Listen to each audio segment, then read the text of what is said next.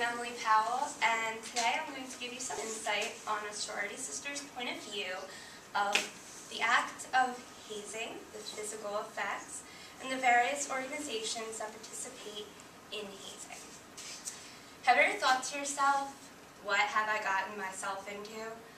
Being a sister of a Bloomsbury University sorority and having tons of friends that are in sororities and fraternities, this is a common question asked. First off, hazing can weigh you down physically. The pledge process is a marathon, and it's a long marathon. It can last up to 12 weeks, determining on which sorority you pledge for. Although hazing rituals differ from sorority to fraternity, it includes lack of sleep, physical exercise, and cold water exposure. And in the September 2012 New York Times article titled "A Campus Scarred by Hazing Cries for Help," a student from New Brigham University, New York, claimed he was hosed, waterboarded, beaten, sleep deprived, he was made to eat disgusting, like ketchup, just dirty mop water. He had to clean after all of the parties, to a point where he passed out, couldn't, and had to be hospitalized. He had scrapes, cuts, bruises all over his body, and received massive blows to the head, and had head trauma. In another column of the same September 2012 New York Times article, a patient said her son returned home with a shaved head with injuries from running barefoot on a bed of rocks and required an emergency room visit. Hazing can even lead to death. In some cases, in the 2012 New York Times article titled "Arrested at a Freshman's Drinking Death, Reflect a Tougher Approach," talks about a hazing-related incident that led to a death of a student in a North Illinois university where he drank himself enough to put himself over 4 times the legal amount of the alcohol limit. He was dead in 2 hours. The physical effects of hazing can be traumatizing. The victim of legal consequences, but the legal consequences can be life-changing. There are now a number of legal issues surrounding hazing, and hazing is illegal out of 44 out of 52 states and could lead to significant penalties of hazing. I know at Bloomsburg they cut back on their hazing, at least for the sorority sisters.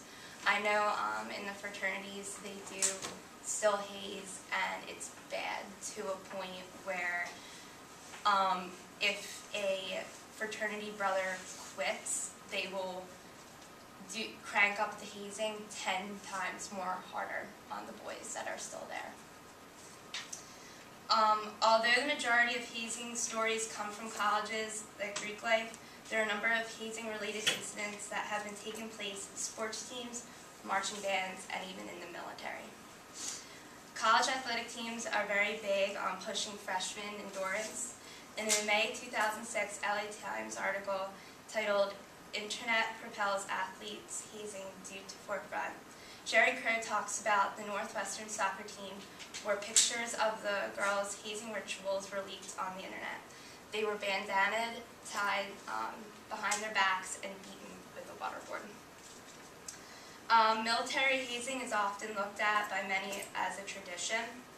In the fall of 2012, a 19-year-old Danny was subjected through brutal military hazing practices. He was dragged across gravel on his back just because he didn't turn the water off. He ended up bleeding and had to be hospitalized. That comes from the New York article titled "Military Hazing Needs to Stop." This is a picture of a guy in the military being hazed, and I also have a video of a man in the military being hazed.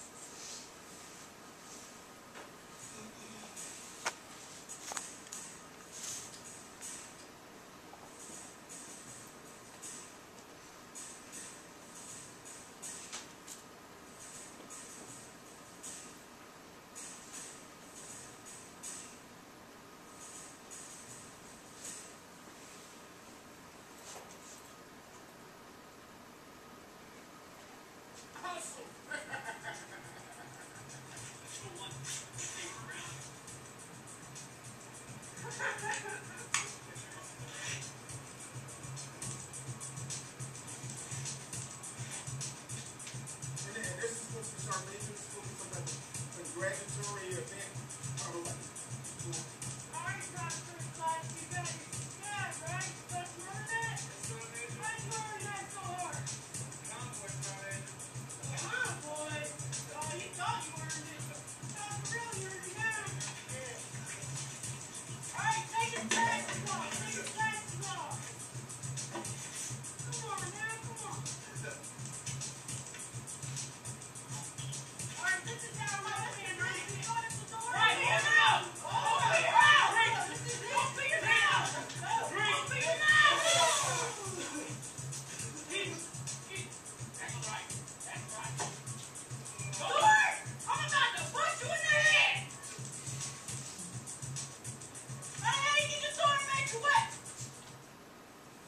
Hello everyone, my name is Lieutenant Colonel Jesse Robinson. I'm the Command Inspector General for CJ. That was just a brief example of what hazing actually is. Hazing is actually not supposed to be talked about. It's very low-key, very, if you're in a sorority or fraternity, you're not allowed to talk about what you've been through. It's kind of a pledge of which you had, but I didn't make it so far through that where I need to make that pledge. I can give you different examples of what I had to go through my hazing. I was a sister in AST for a brief amount of time. Our hazing started off with we had to go to the basement and we had to do numbers of wall sits while after we cleaned up from the party. And when we cleaned up from the party, all of us had to use the same mop and water.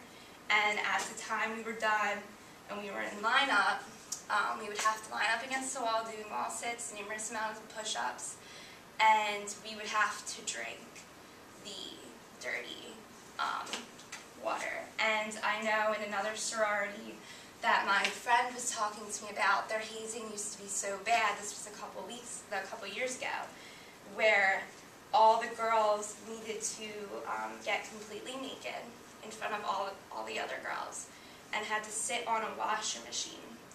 And any of the parts of your body that jiggled, they would circle in black Sharpie, and they would say, these are the amount of times you need to go to the gym, and if these parts of you are not tightened by the end of your pledging, pretty much like you're getting hazed more and more and more. If you don't obey to what the sisters do, you need to call the sisters like I know for the boys, you need to say yes sir, no sir, yes sir. They make you I know when I had to be a sorority sister, I had to carry around a red bandana in my pocket. But that's a different story for another time. I hope I was able to give you a little more insight on what pledging and hazing is, and I hope you could take this away from you and know that hazing's bad. That's it.